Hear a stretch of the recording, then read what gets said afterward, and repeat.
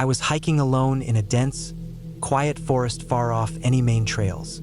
It was late afternoon, the sun sinking lower in the sky, casting long, sharp shadows across the ground. The trees around me seemed to stretch higher than usual, their gnarled trunks twisting in odd shapes that made the forest feel almost alive, like something was waiting behind every leaf and branch. The air had that damp smell, the kind that clings to your skin and sinks into your clothes, reminding you that you're far from civilization. I'd been on the trail for hours, enjoying the solitude, but I hadn't realized just how far I'd wandered until I noticed the lack of trail markers. The worn path beneath my boots started to narrow, becoming less distinct with every step. The occasional bird call had faded, replaced by the deeper, hollow sound of the wind pushing through the canopy. My heart gave a little jolt as I realized I was now well beyond the area I had intended to hike. There were no other people around, no sign of anyone having passed through here recently. I slowed down, trying to figure out if I should turn around and retrace my steps. But then something caught my eye, footprints in the mud. At first, I thought it was just a person who had passed by, maybe a hiker like me, but the prints were different. They were large, far deeper than a normal person's would be, and the way the toes spread out looked almost unnatural. It wasn't like any boot print I'd seen before. The edges were ragged, not neat like a tread from a hiking boot. A sinking feeling crept up my spine, but I convinced myself it was just the oddities of nature. Maybe it was an animal, I thought, but as I took a few more steps, my eyes locked onto the prints. They weren't going the way I'd expected. They weren't following the trail, they were heading off to the side, away from the path and deeper into the woods. The direction seemed wrong. If someone had walked here recently, why would they stray from the trail? The thought felt unsettling, but my curiosity pushed me forward. I couldn't explain it, but something inside me just had to know. I took a deep breath, steadying myself. The sun was low now, and the shadows seemed to grow longer with each passing second. I followed the prints carefully, stepping softly to avoid disturbing the ground too much. The trees here were thicker, the underbrush denser. I had to duck under branches and step over roots, but I kept my eyes fixed on the footprints in the mud, now fresh and deep. I could feel a tightness in my chest, the kind that comes before a storm. I tried to ignore it, but it was there, like a whisper at the back of my mind telling me to turn back. But I didn't. I pressed on, my boots sinking slightly with each step as the ground became softer. I pushed through the brush, branches scratching at my arms and face. The forest around me had become unnervingly silent. There were no birds, no squirrels, no rustling of animals, just the crunch of my feet on the damp earth and the occasional snap of a twig. The trail of footprints eventually led me to a small clearing, and as I stepped into it, something hit me, a smell. At first, it was faint, like something had died nearby, but as I took a few more steps, the stench grew stronger, the kind of odor that churns your stomach, sour and decaying. My throat tightened, and I instinctively covered my nose with my sleeve. My eyes scanned the clearing, but it wasn't until I looked down that I saw it. There, lying face down in the middle of the clearing, was a body. I froze.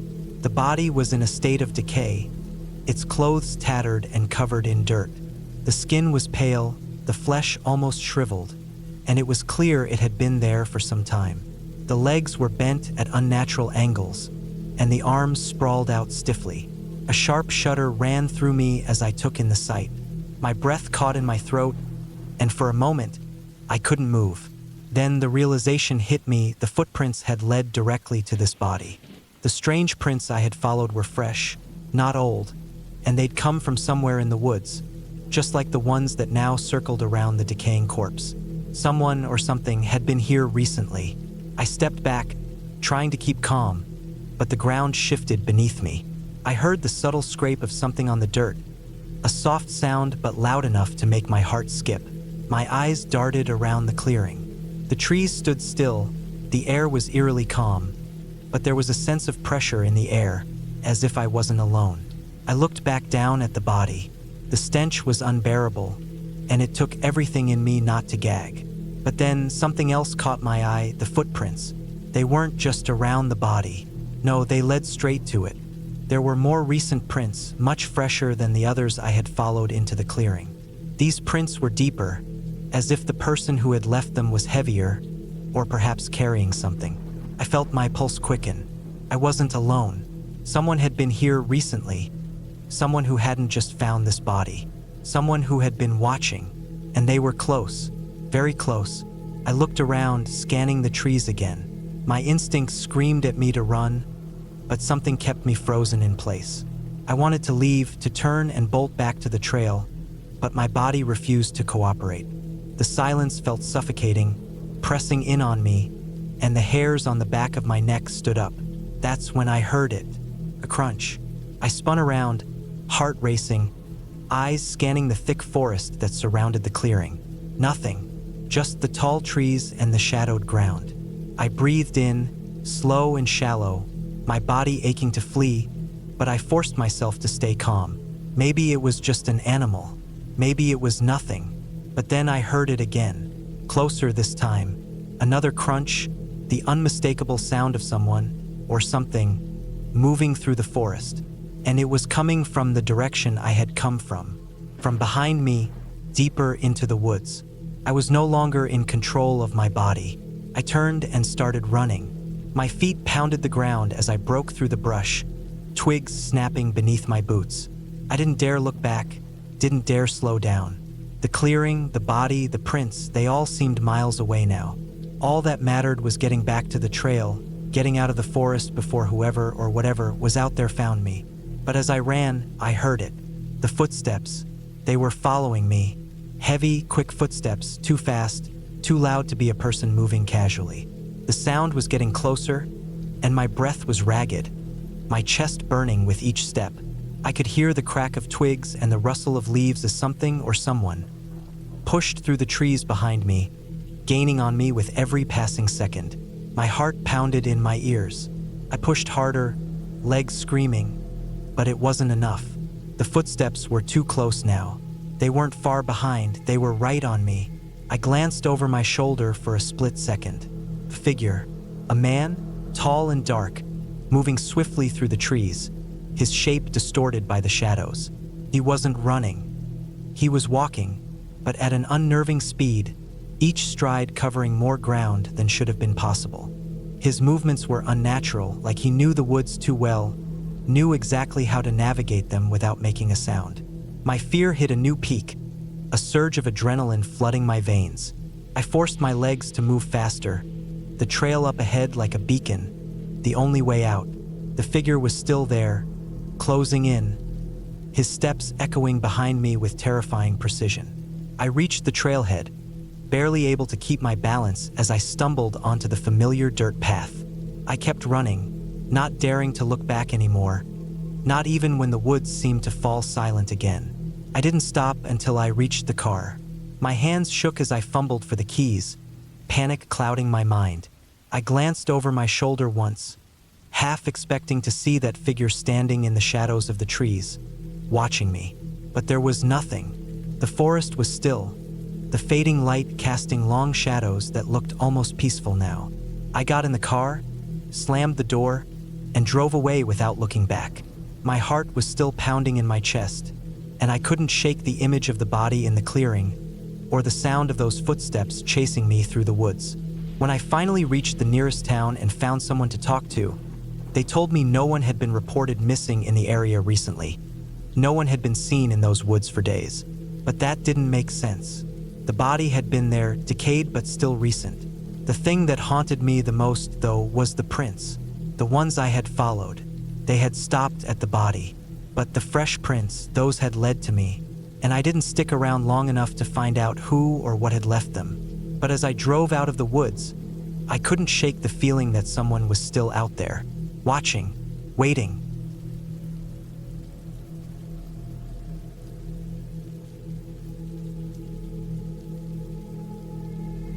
I decided to go for a solo hike through the forest, hoping to clear my head.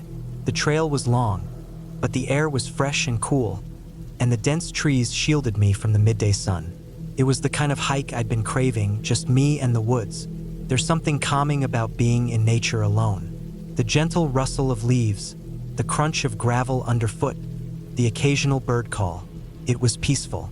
I was eager to lose myself in the serenity of the forest, to think things through without the distractions of daily life. I'd been walking for hours, the path winding through the trees. The trail was well marked, but it felt like no one had been out here in a while. The forest was thick, and I could barely see the sky between the branches.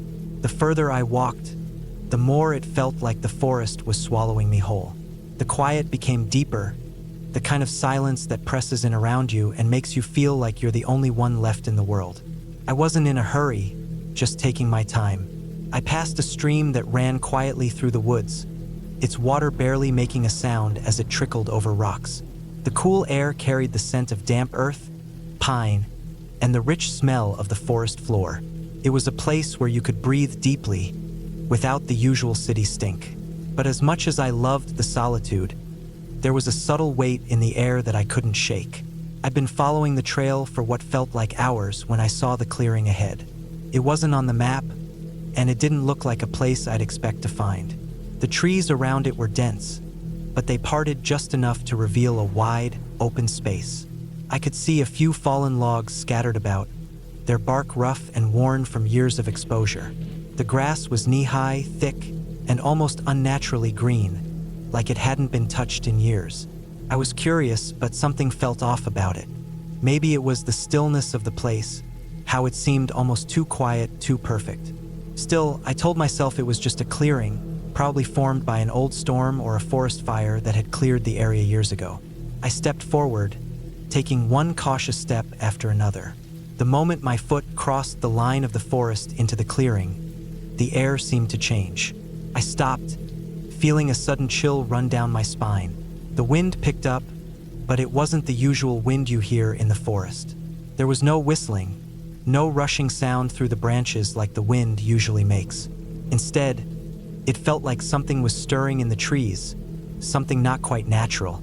The wind seemed to carry with it a strange, soft, low whisper. It was faint at first, just a murmur, so I thought it was nothing. Maybe the wind had picked up, rustling some leaves or branches. But then the whispers grew clearer. They didn't sound like birds or insects, and they definitely didn't sound like the wind moving through the trees. The more I listened, the more I realized the sound was too deliberate, too intentional. It was as if someone, or something, was calling my name. At first, I thought I was just hearing things. The mind plays tricks when you're out in the woods for too long, especially when you're alone. But the whispers grew louder, and now they sounded more like distinct voices. They didn't say much, but the tone, almost a plea, was unmistakable. It was as if the voices were begging for something. I tried to ignore it, told myself it was just my imagination. I turned, intending to leave the clearing and get back on the trail. But as I moved, the voices seemed to follow me, growing louder with every step. They weren't just in the wind anymore. The sound was coming from the trees, from the earth, from every direction at once. The whispers became insistent, more urgent. There was something about them that made the hairs on the back of my neck stand up. They weren't just calling my name now, they were demanding it. I hurried my pace, feeling a knot tighten in my stomach. The peacefulness of the forest had vanished. There was nothing calming about it anymore. The voices weren't just whispers. They were almost like a hum in the air, vibrating through the trees, through the ground, through me. The forest had gone from being a place of solitude to something alive, something that was aware of my presence. I took another step, and that's when I felt it. Something brushed against my shoulder. It was light at first, just a flicker, but it was enough to stop me in my tracks. I spun around, heart racing, but there was nothing there. No breeze, no movement, nothing. I stood frozen, staring at the empty space where I could have sworn something had just been. The voices didn't stop. In fact, they seemed to grow louder, more demanding. I couldn't tell what they were saying anymore. It was like they were speaking in a language I couldn't understand, a tone I couldn't place. My stomach churned, and my legs felt weak. It was as if the very forest itself was pushing me out, telling me to leave, telling me that I wasn't welcome. But I couldn't bring myself to turn around and leave just yet. I didn't want to look scared, but I was, deep down, I knew something wasn't right. I took another step, and then another, and with each one, the whispering grew louder, like it was gaining on me. The wind picked up again, but this time it was more forceful, almost angry. I quickened my pace, my heart pounding in my chest. The air felt thick, like I was wading through it. I pushed myself faster, not daring to look back, but I couldn't shake the feeling that something was there, just behind me, waiting for me to make a mistake. When I finally reached the edge of the clearing, the whispers were deafening. The trees on the far side of the clearing seemed to bend toward me, their branches creaking like they were stretching to grab hold of me. My feet were moving faster now, and I wasn't sure if I was running out of fear or just trying to escape the sound. My breath was shallow, and my skin prickled with every step I took. By the time I reached the trail again, the whispers had stopped. The wind had died down, and the forest seemed eerily still. It felt as if I'd crossed some invisible line, like the woods had decided to let me go. My heart was still racing, but I was back on the trail, the familiar path guiding me away from the clearing. I didn't stop walking until I was well away from the spot, until I'd put several miles between myself and that strange place. But even as I walked, even as the sun began to sink lower in the sky, the voices lingered. They were gone from the air, but they were still there, deep in my head, echoing with a faint whisper I couldn't quite place. Every time I took a step, every time the wind picked up, I thought I could hear them, just on the edge of my consciousness. It wasn't until I got back to my car that I finally stopped walking. I leaned against it for a moment, trying to calm my breathing. The woods felt far away now, but the whispers, they stayed with me. I couldn't shake the feeling that something had been watching me, something I couldn't see but could feel, like a presence that never quite left. The woods were still beautiful, still calming, but they had become something else too, something darker. I never told anyone about what happened. It seemed too strange, too impossible to explain. And maybe, in the back of my mind, I hoped it was all just a figment of my imagination. But every time I go out hiking now, I feel a little uneasy, like I'm being watched, like the forest knows something I don't. I'll never forget the sound of those whispers, the way they seemed to be waiting for me to listen, the way they followed me even when I thought I'd left them behind. And maybe that's the scariest part, that even though I'm back in the world of the living, there's a piece of me that will always be lost in that clearing, always wondering what those voices were, always wondering if they're still waiting for me to return.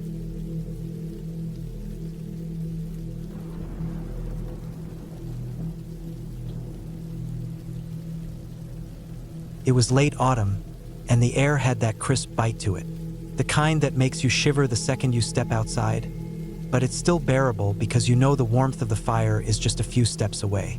I had been looking forward to this weekend for weeks. It was supposed to be a simple camping trip with a couple of friends. No fancy gear, no expectations, just a few days to unwind in the woods before the chill of winter took over. We were deep in the forest, far from the nearest road, in an area I hadn't been to before. The sun had set early, casting a dull orange glow across the trees, and we had finished setting up our tents near an old, abandoned cabin that looked like it hadn't seen life in decades.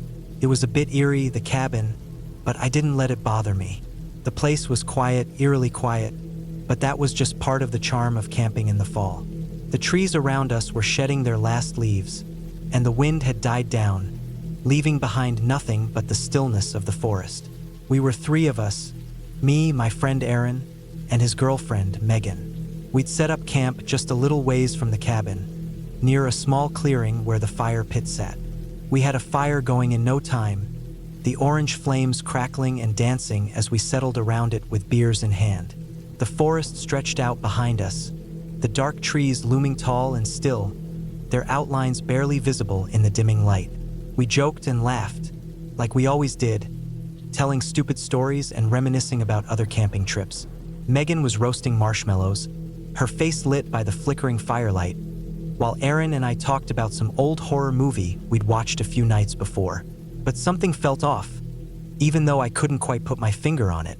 It wasn't anything specific, but the woods were too quiet, the wind was too still. There was no rustling of leaves, no chirping of insects, not even the occasional distant hoot of an owl. It was as if the whole forest had stopped breathing, holding its breath. I tried to brush it off, telling myself it was just the weird vibe that comes with being deep in nature, but I couldn't ignore the unease that had settled over me. We stayed up late, long after the fire had burned down to embers, still laughing and telling stories, but I could tell my friends were starting to feel the same way. Even though they didn't say anything, there was this quiet tension in the air, like we were all waiting for something. As the embers glowed, Aaron tossed another log on the fire. It cracked and popped, the flames snapping to life for a moment before settling down into a softer burn. Just as we were about to call it a night and crawl into our tents, it happened. A loud crack echoed from somewhere deep in the woods, the sound of a branch snapping under the weight of something heavy. It was so loud, so sudden, that it made us all jump. For a split second, no one moved. We just sat there, frozen, staring into the dark. The forest had gone dead quiet again. No birds, no wind, nothing. Just the crackle of the fire and that lingering tension in the air. What was that? Megan whispered, though I could tell she already knew the answer. I didn't reply. I didn't know what it was, but I didn't want to think about it either. I forced myself to act like it wasn't a big deal, laughing it off, telling myself it was probably just some animal. Aaron agreed, though neither of us sounded all that convinced. We joked about it, trying to shake off the feeling of unease that had crept in, but it didn't quite work. The night was still too quiet, too strange. The woods around us were waiting for something. We all agreed to head to bed, though none of us felt eager to go back into our tents. I crawled into my sleeping bag, trying to settle down, but the silence outside was oppressive. I stared at the inside of my tent, listening to the distant crackling of the fire as it died down. I kept imagining that I was hearing something moving outside, something big, something that didn't belong. My mind was playing tricks on me. I knew it, but I couldn't shake the feeling that I wasn't alone. A few hours later, I was jerked awake by a sound. Soft footsteps, almost like someone was walking slowly just outside my tent. I held my breath, straining to listen. Was it Aaron or Megan? Maybe they had to get up to pee, but the steps weren't hurried. They weren't rushed. They were slow, deliberate, as if whoever was out there didn't have a care in the world. And they were moving around my tent, as if circling it. I didn't dare move. My heart was pounding in my chest, and my body felt frozen, like it was caught between wanting to move and not wanting to make a sound. I waited, hoping the steps would stop, but they didn't. Instead, they grew closer, coming nearer to the side of my tent. My mind raced. I thought about calling out to Aaron, but what if it wasn't one of them? What if it was something else? I strained my ears, trying to make sense of what I was hearing, but the steps were too quiet, too careful. Then I heard it again, the soft scrape of a boot on the dirt. Closer this time, too close. I couldn't stay still anymore. I had to look. I had to know what was out there. Slowly, I slid my hand to the zipper of the tent, trying to make the smallest movement possible. I could feel my breath coming in quick, shallow gasps. The footsteps had stopped for a moment, but I was sure whoever it was still out there, watching. My fingers trembled as I pulled the zipper open just a crack, just enough to peek through. What I saw froze me in place. A figure stood just outside my tent, barely visible in the darkness. It was tall, at least 6 feet, and cloaked in a dark jacket with the hood pulled low over its face. The figure didn't move, didn't make a sound. It just stood there, staring at my tent. My heart hammered in my chest. Couldn't breathe. Couldn't move. I was sure if I made even the smallest sound, it would hear me. The figure didn't seem to notice my gaze, though. It just stood there, as if it had all the time in the world, unmoving. What felt like an eternity passed before the figure turned, slowly, deliberately, and disappeared into the woods, melting into the darkness without a sound. I sat there, wide-eyed, barely able to process what had just happened. My body was frozen, but my mind was racing. What had that been? Who was that person? What were they doing here? My thoughts were spinning out of control, but I didn't dare make a sound. I couldn't even look at my friends, not yet.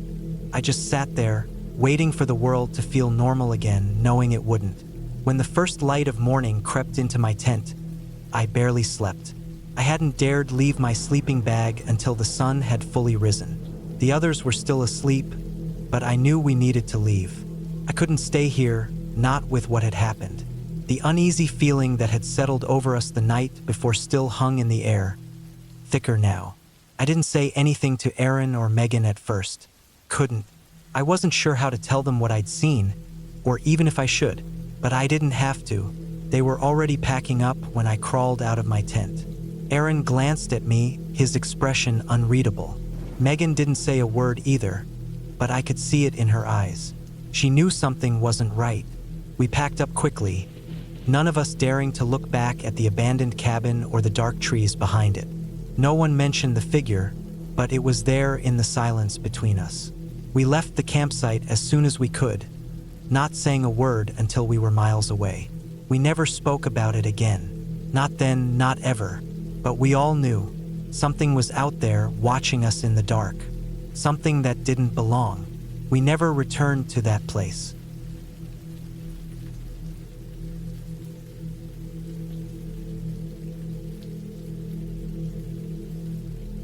It was supposed to be a peaceful evening walk, the kind of stroll I'd done 100 times before. The sun was setting, casting long shadows across the path, and the air had that crispness you get in the late fall, just before winter starts to creep in. The woods around me were calm, as they usually were. The only sound was the crunch of my boots on the dry leaves underfoot and the occasional call of a bird in the distance. I had been walking this trail for years. It was my escape, my place to clear my head. My camp was just a few miles up the trail, so I'd made this trip countless times. Alone, sometimes with friends, but mostly by myself.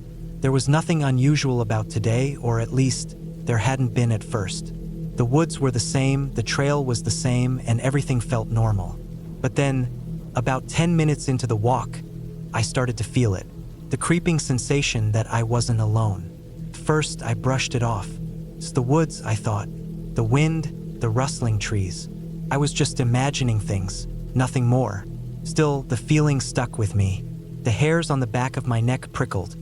My footsteps grew louder in my ears, and I couldn't shake the thought that I was being watched. I kept walking, pushing the thought aside, but it wouldn't leave. My eyes darted from one shadow to the next, scanning the trees, the underbrush, trying to find something, anything, that might explain the sensation. But there was nothing. The path ahead stretched out before me, just a quiet, empty trail leading through the trees. The trees were thick here, their trunks twisted and knotted like ancient sentinels guarding the trail. The kind of trees you would normally find comforting, their familiar shapes a sign of home. But today, they felt oppressive, like they were closing in on me. I shook my head, trying to focus on the path ahead. It was probably nothing, just my nerves. I had been camping out for the past few days. Maybe I was just tired. Maybe I needed to rest, drink some water. But something nagged at me, a constant unease that wouldn't go away. I looked to my left, where the woods seemed a little denser. It was just a patch of trees, but for some reason, it seemed darker than the rest of the forest. And then I saw them, eyes. At first, I thought it was just a trick of the light, the reflection of some animal's eyes. But then they blinked, and I froze. They were far enough away that I couldn't make out what kind of animal they belonged to, but they were unmistakably eyes. Two glowing points of light, reflecting back at me from the shadows. I stopped in my tracks, staring at them, my breath catching in my throat. The eyes didn't move. They just stayed there, locked on me, unmoving, unblinking. I told myself it was probably just a deer. Deer were common in these woods, and their eyes sometimes glowed faintly when they caught the light. It wasn't uncommon to see them, even if they were a little too far for me to make out their shape. I took a deep breath and forced myself to keep walking, hoping I was just overreacting. There's nothing, I told myself, just a deer. But the eyes didn't disappear. I glanced back again, and they were still there, just watching me from the shadows. Not moving, just observing. Something about the way they stared at me made my stomach turn. I'd seen deer before, a lot of them, and this wasn't the way they acted. Deer usually darted off when they noticed you, but these eyes, they didn't move, didn't even flinch. Felt wrong. And still, I told myself it was nothing. I sped up, walking a little faster, but the eyes followed, always in the corner of my vision. Every time I glanced over, they were there, locked onto me. They never blinked, never moved. It was like they were waiting for something. I quickened my pace, almost unconsciously. My boots thudded faster on the path, and my breath came a little quicker. The woods felt more oppressive now, like the shadows were deepening, stretching longer toward me. My steps grew louder, my pulse pounding in my ears. And then I heard something, a soft rustling, like something moving through the brush. I froze, every muscle tensing, my eyes darting to where I had seen the eyes before. But there was nothing. No movement, no sign of what had made the noise. I couldn't see any animal in the trees, nothing that would explain it. My mind raced, trying to find a logical explanation. Maybe it was just a branch shifting in the wind. Maybe it was another animal, a raccoon or something. But the truth was, I didn't know. I kept walking, but my pace had quickened. I was no longer walking leisurely. The path seemed longer, as though the distance to my camp had somehow stretched out. And still, the eyes followed, just out of sight in the shadows, but always there, always watching. It was like they knew me, knew my every move, like I couldn't shake them, no matter how fast I went. I sped up, breaking into a jog. My breath came harder now, and my pulse was racing. The sound of my feet on the dirt trail was loud in my ears, but still, the eyes stayed just behind me, following every step. The rustling in the woods continued, faint but constant. It was like something was moving just behind the trees, always out of sight, but never far enough to feel safe. I couldn't see anything, but the feeling of being watched was overwhelming now. It was more than just the eyes. It was the whole woods. They felt alive now, like the trees were leaning in, like the shadows were stretching longer, darker, closer. My mind raced, trying to process it. Was it a person? A hunter, maybe? I hadn't seen anyone else on the trail when I started, but it was always possible someone had come up behind me. But then the rustling grew louder, closer. It wasn't a person. It was something larger, something following me. I broke into a sprint, my heart pounding in my chest, adrenaline coursing through me. My feet barely touched the ground as I pushed harder, faster. The path blurred ahead of me, the trees flashing by in a mess of shadows and moonlight. But no matter how fast I ran, the eyes stayed with me, always just behind, just out of reach. I could hear something now, heavy breathing, like something was close, close enough to feel its presence. The rustling, the sound of something moving quickly through the underbrush, was right there, almost on top of me. I didn't dare look back. I kept running, my legs burning, my chest aching for air, but I couldn't stop, couldn't look back. The camp was close now. I knew it was close. I had to make it. I had to get to the safety of my tent, my campfire, something familiar. The sounds of the woods, the breathing, the rustling, they were closing in. But then I saw the clearing ahead. The glow of my campfire flickered in the distance, and I pushed harder. I burst out of the woods and into the clearing, gasping for air, stumbling to a stop. I looked around, frantic, expecting to see something, anything, but there was nothing. No shadow lurking just outside the firelight, no eyes watching me from the trees. The rustling had stopped. Everything was quiet. The fire crackled, and the wind whispered through the leaves. But I couldn't shake the feeling that something was still out there, just beyond the light. I stood there for a moment, catching my breath, my heart still pounding in my chest. I was safe, I told myself. I had made it back to camp. But as I stood there, looking back toward the woods, I felt it again. The eyes, they were still there, watching from the edge of the trees. I couldn't see them anymore, but I knew they were there, watching me. I didn't know what it was or who or why, but I knew one thing for sure. I wasn't alone in those woods, not anymore. And as I sat by my fire that night, I couldn't shake the feeling that I was being watched, that something, or someone, was waiting just out of sight.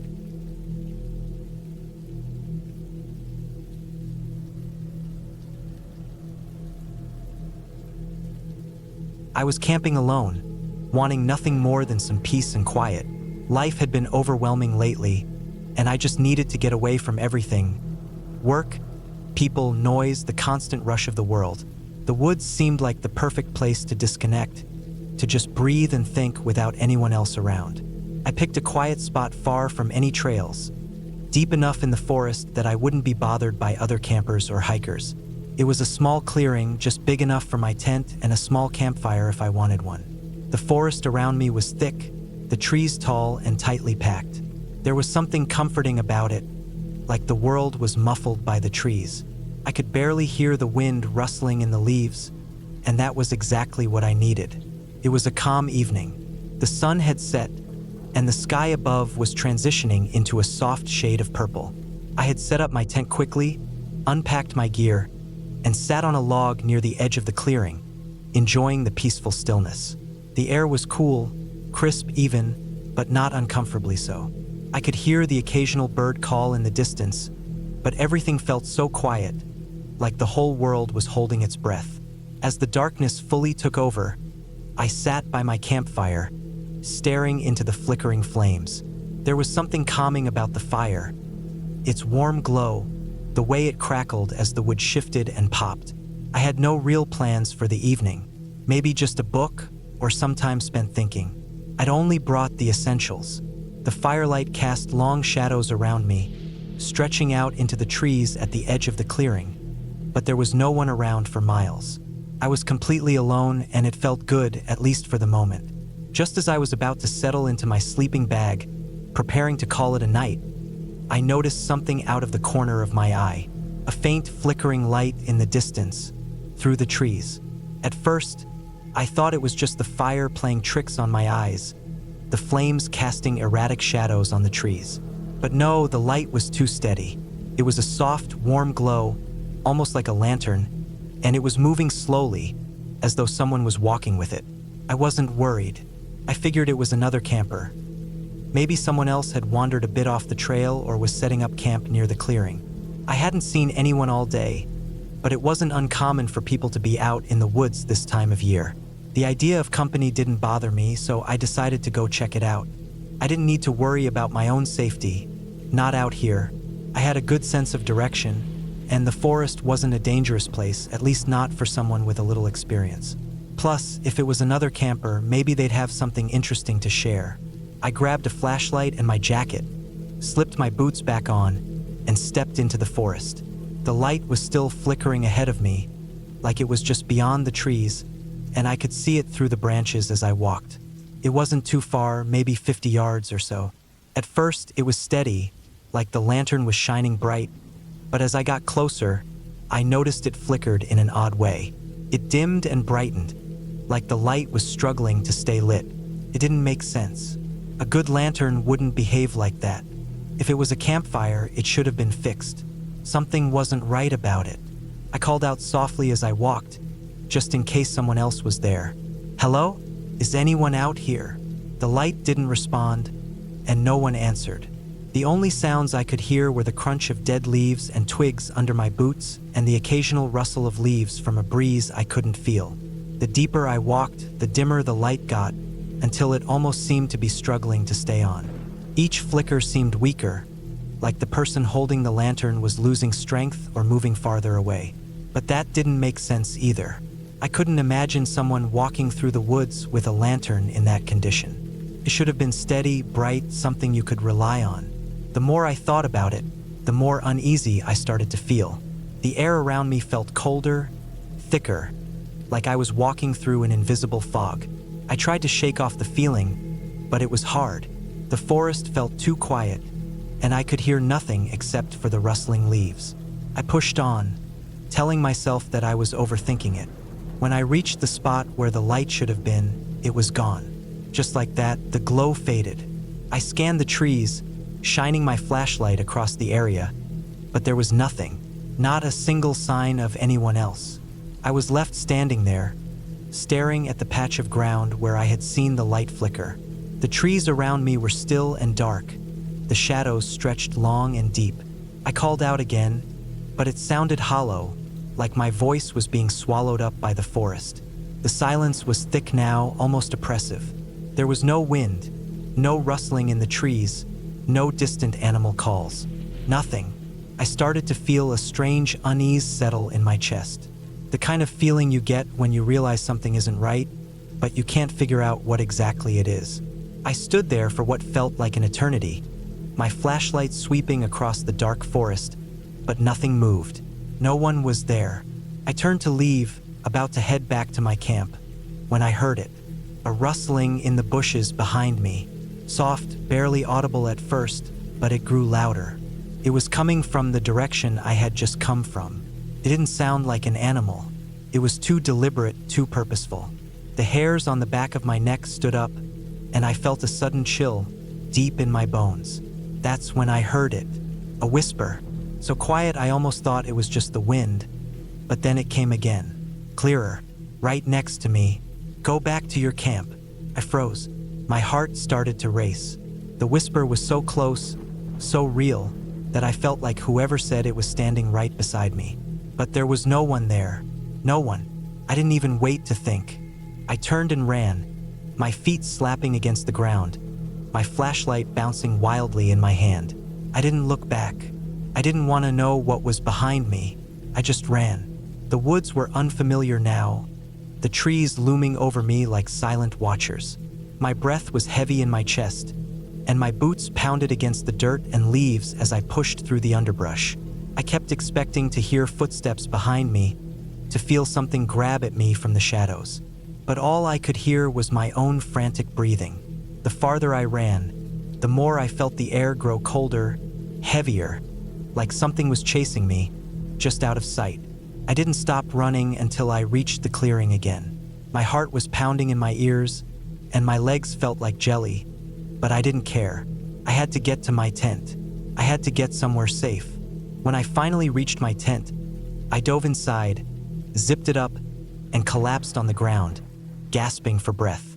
The flashlight fell from my hand, and I was left in the darkness, my heart racing. I listened for anything, any sounds of movement outside, but all I could hear was the pounding of my own heart in my ears. I didn't sleep that night. Every little sound made me tense, and every shadow seemed like it was hiding something.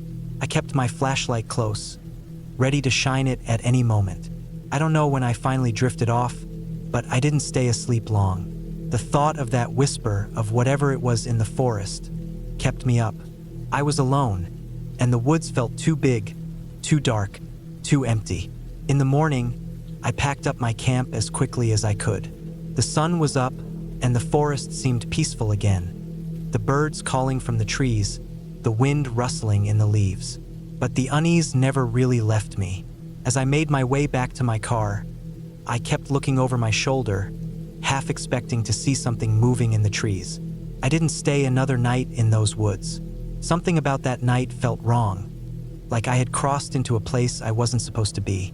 The whisper still echoed in my mind. "Go back to your camp." I didn't know who said it or why, but I knew one thing for sure. I wasn't going back there.